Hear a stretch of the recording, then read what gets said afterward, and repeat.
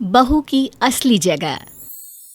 कहानी रितेश की है, जिसके माता पिता ने बड़ी ही गरीबी में उसे पाला। हर काम खुद किए, लेकिन कभी बेटे को इसका एहसास भी नहीं होने दिया। लेकिन शादी के बाद, देखो रितेश, आज तुम्हारा बिजनेस सेटल हो रहा है, हम लोगों को पैसों की जरूरत है। ऐसे में माँ पापा पर होने वाले खर्च निकालना सच में बहुत मुश्किल है। अरे क्या बात कर रही हो तुम? माँ पापा का तो कोई खर्च है ही नहीं। ईश्वर की कृपा से कोई बीमारी भी नहीं है कि जो दवाई लगे, ना कोई खास शौक है। शौक होंगे भी कैसे? तुम्हारे माँ बाप ने किया क्या है जिंदगी भर? सिर्फ ढेला तो धकेला है। ठेले वालों की भी शौक होते हैं क्या? देखो सीमा, तुम मेरी बीवी हो, मैं तुम्हारी इज्जत करता हूँ, लेकिन माता पिता के बारे में ऐसा सोच रखोगी तो ठीक नहीं रहेगा। रितेश के मुंह से माता पिता के लिए सीधी बात सुनकर सीमा परेशान हो जाती है। वो फोन पर अपनी सहेली से कहती है, अरे कहाँ यार, मेरा पति तो माँ बाप के बारे में एक शब्द भी नहीं सुन सकता। और क्या बताऊं अपने सास ससुर के बारे में, एक नंबर के गंवार लोग हैं। तभी सास की आवाज आती है, अरे सीमा बहू, जरा देख तो, दरवाजे पर कोई आया है, मैं कपड़े सिल रही हूँ। अरे रहने दो, मैं देख लेता हूँ। बहू आराम कर रही होगी, खाना बना कर थक गई होगी।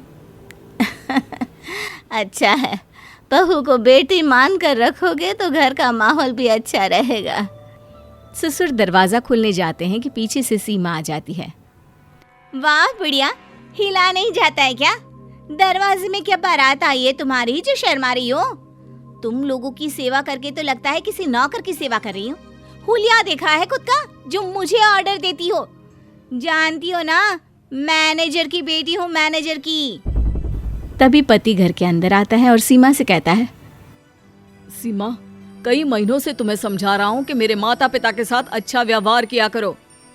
देखो, मैं सेवा नहीं कर सकती इन लोगों की। दिखने से भी गरीब से लगते हैं। स्टैंडर्ड ही नहीं है कि समाज में किसी के सामने लेकर जाओ। तुम इन दोनों को वृद्धाश्रम भेज दो। हाँ। सास बहू के सामने हाथ जोड़कर खड़ी हो जाती है। ऐसा ना कह बहू, हम लोगों का रितेश एक ही तो बेटा है, इसका चेहरा ना देखे तो अच्छा नहीं लगता। ये तेरे ससुर तो खाना भी इसी के साथ खाते हैं। माँ, किसी के आगे हाथ जोड़ने की कोई जरूरत नहीं है।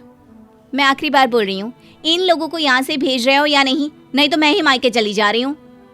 अरे नहीं नहीं बेटा, ऐसा मत करना, मेरा घर खराब हो जाएगा। हम चले जाएंगे, जहाँ भी बोलोगी वहाँ चले जाएंगे। मेरे माता पिता कहीं नहीं जाएंगे। मैं तुम्हारे आगे हाथ जोड़ता हूँ, घर में अच्छे से रह लो सीमा। लेकिन सीमा मानती नहीं और मायके चली जाती है। उन दोनों के बीच की दूरियां बढ़ती जाती है और फिर एक दिन सीमा की माँ रितेश के घर आती है। देख बेटा, सीमा की बात सही है। वो क्यों सेवा करे किसी के माँ पापा की? उसके भी अरमान है, सपने हैं।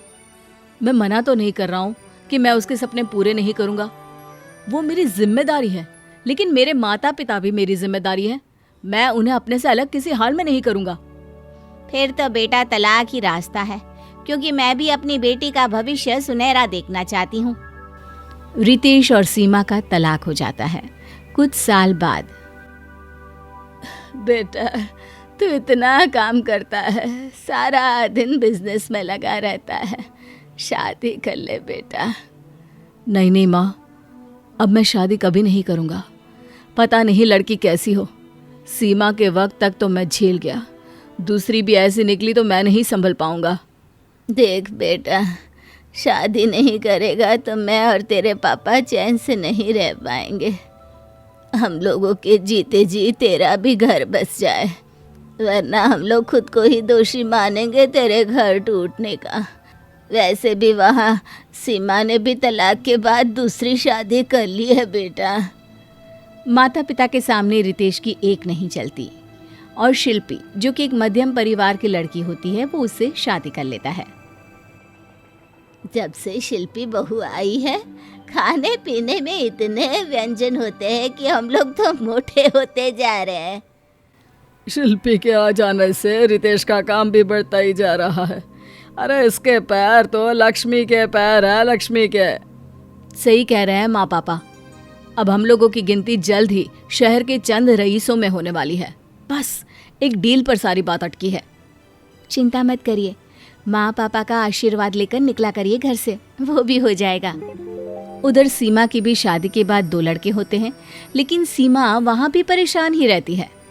अरे क्या है, घर कितना गंदा रखती हो, ना बच्चों पर ध्यान देती हो, ना खाना बनाती हो, सारा दिन ये किटी विटी पार्टी ठीक नहीं है। Oh really? बच्चे सिर्फ मेरे नहीं तुम्हारे भी हैं।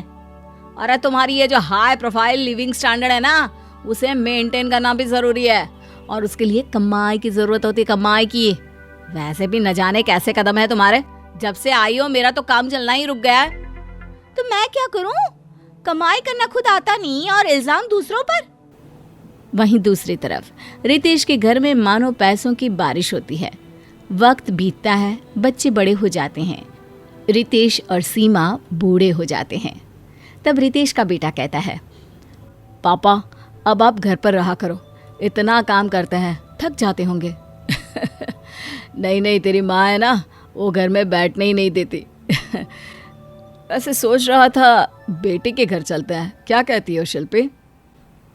दूसरे शहर जाना कौन सा आसान है। एक काम करते हैं, बेटी दामाद की शादी के सालगिरह पर चलते हैं। उन लोगों के हाथ से वृद्धाश्रम में कुछ दान दक्षिणा भी करवा देंगे। दोनों बेटी के शहर जाते हैं। बेटी माता पिता को देखकर खुश हो जाती है। पापा माँ, अच्छा किया आप लोग आ गए। शादी की सालगिरह में अब बहुत बड़ी पार्टी करेंगे। ज़रूर, लेकिन तेरी माँ के प्लान तो कुछ और ही है बेटा। मम्मी जी के प्लान जो भी होंगे मैं वही फॉलो करूँगा। मैंने सुना है कि आज पापा जो कुछ भी हैं वो माँ की वजह से ही है। हाँ, शिल्पी ने मुझे बताया कि औरत का रूप बहू के रूप में क्या होता है, वरना मेरी पहली पत्नी ने तो मेरे माता पिता को वृद्धाश्रम छोड़कर आने की सोच रखी थी। तो पापा आपने उन्हें जाने दिया? जाने दिया होता तो माता पिता की सेवा नहीं कर पाता, और इस बात का अफसोस मुझे जिंदगी भर रहता। और फिर ये तुम्हारी माँ ही तो थी जिसने सब कुछ संभाला। दामाद और बेटी रितेश की बात सुनते हैं और वृद्धाश्रम जाने की तैयारी कर लेते हैं। उधर वृद्धाश्रम में वहाँ का हेड कहता है, आज शहर के बहुत बड़े आदमी आप लोगों के साथ अपनी बेटी की शादी की सालगिरह मनाने आने वाले हैं। आप लोगों को जो कुछ भी दे चुपचाप ले लें और आशीर्वाद दे। सभी लाइन में खड़े हो जाते हैं। रितेश एक एक को सामान देता है कि अचानक सामने सामान लेने के लिए जो हाथ आगे आता है वो सीमा का होता है। अरे सीमा, तुम यहाँ कैसे? मैं वही हूँ जहाँ मेरी असली जगह है। रितेश कुछ नहीं बोलता, सामान बांटने में लग जाता है। सीमा उसे देर तक देखती ही रहती है।